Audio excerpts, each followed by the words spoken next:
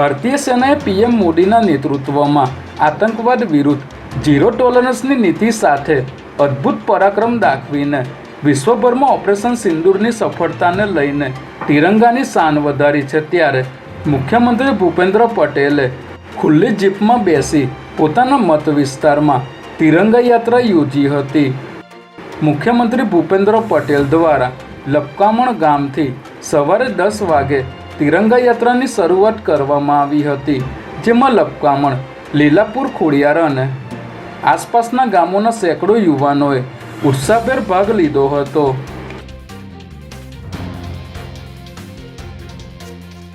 દાણી લીમડામાં ટાંકી સાફ કરવા ઉતરેલા શ્રમિકોના મોત મામલે આજે પોલીસે ફેક્ટરીના માલિક અને ટાંકી સાફ કરવાનો કોન્ટ્રાક્ટ લેનારની ધરપકડ કરી હતી।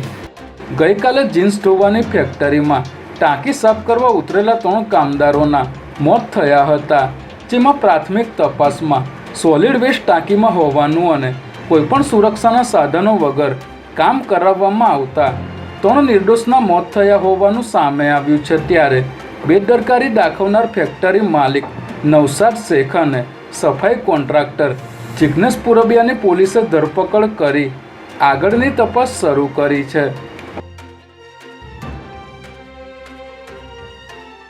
ગુજરાતના સ્ટેટ જીએસટી વિભાગે રાજ્યના તમાકુ તથા વાસણના ધંધા સાથે સંકળાયેલા 83 જેટલા વેપારીઓને ત્યાં વ્યાપક પ્રમાણમાં દરોડા પાડ્યા છે, જેમાં 13 વાસણના વેચાણ સાથે સંકળાયેલા વેપારી તથા 70 તમાકુના ધંધા સાથે સંકળાયેલા વેપારીઓનો સમાવેશ થાય છે। ત્યારે 14 મેના રોજથી પાડવામાં આવેલા આ વ્યાપક દરોડામાં મોટા પ્રમાણમાં બિનહિસાબી સ્ટોક તેમજ કાચું હિસાબી સાહિત્ય મળી આવ્યું છે।